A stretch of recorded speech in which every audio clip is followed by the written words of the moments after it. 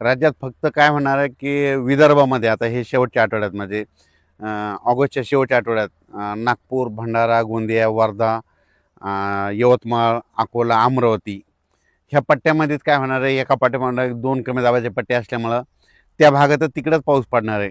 ते पाऊस आपला इकडं महाराष्ट्राकडे येणार नाही, आपलं मराठवाड्याकडं, पश्चिम महाराष्ट्राकडे येणार नाही, म्हणून हा अंदाज लक्षात घ्यायचा.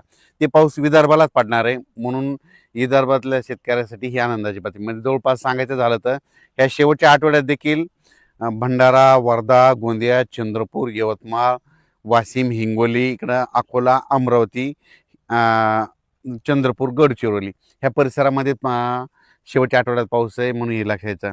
मराठवाड्याची परिस्थिती जर बघितली तर मराठवाड्यामध्ये नांदेड जिल्हा, हिंगोली, लातूर, धाराशिव, बीड, जालना, संभाजीनगर या भागामध्ये मात्र खूप काय असा मोठा पाऊस पडणार नाही. म्हणून शेतकऱ्यांनी ज्यांच्याकडे पाण्याची व्यवस्था असेल तर तुम्ही तुमचं धन सुकत असेल तर तुम्ही तुमच्या पाण्याची व्यवस्था करू शकता. कारण की खूप असा मुसळधार पाऊस नाही, स्थानिक वातावरण तयार होऊन असाच पाऊस पडत राहणार आहे. म्हणजे एवढे 10 दिवस म्हणजे 1 सप्टेंबरपर्यंत म्हणजे असाच विखुरलेल्या स्वरूपात मराठवाड्यामध्ये बीड जिल्हा झालं, लातूर जिल्हा झालं, जालना जिल्हा झालं, संभाजीनगर, नांदेड, हिंगोली, लातूर, धाराशिव ह्या जिल्ह्यामध्ये काय होणार, असाच विखुरलेल्या स्वरूपाचा तुरळक ठिकाणी पाऊस पडणार आहे. सर्वदूर काय पडणार नाही, म्हणून हा अंदाज शेतकऱ्यांनी लक्षात घ्यायचा.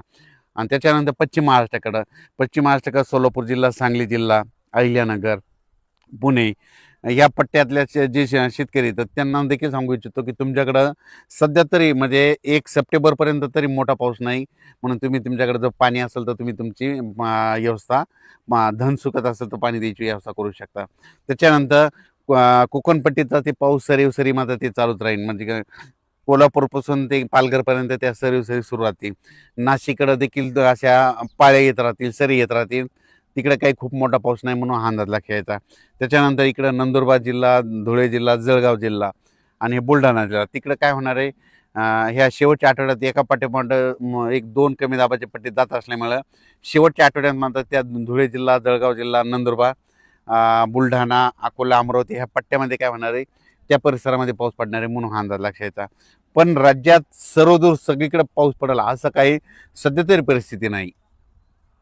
महाराष्ट्रात म्हणजे पश्चिम महाराष्ट्र, मराठवाडा इकडं पाऊस नाही येण्याचं कारण सांगतो. काय झालं की एक बंगालच्या खाडीमधून जे कमी दाबाचे पट्टे तयार होतात ते काय होईल तर ते नागपूरकडून इकडं मध्य प्रदेशकडून इकडं गुजरात, राजस्थानकडे 2 चालले. तर मग ते जात असताना ते जोपर्यंत शांत होत नाहीत तोपर्यंत आपल्या इकडं पाऊस पडणार नाही, म्हणून हा अंदाज लक्षात येतात.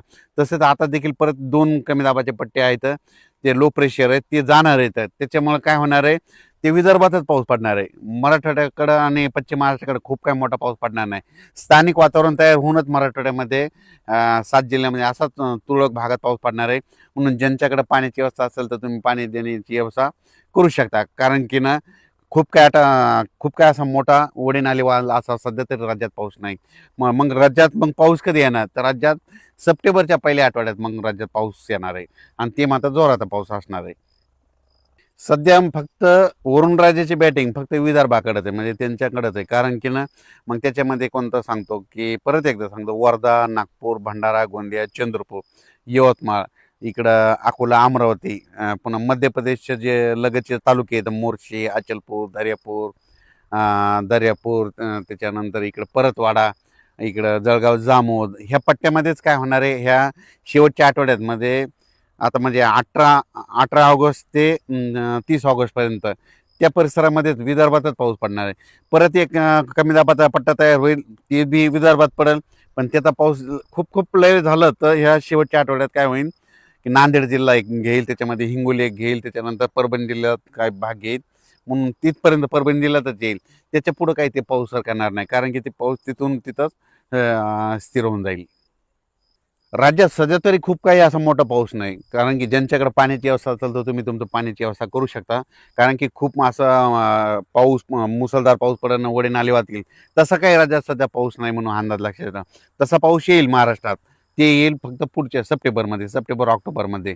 तोपर्यंत शेतकऱ्यांना आपण आपल्या पिकाची काळजी घ्यायची. फक्त सध्या पाऊस राहील फक्त विदर्भातच पडणार आहे, म्हणून हा अंदाज त्या विदर्भातल्या शेतकऱ्यांना लक्षात येतात.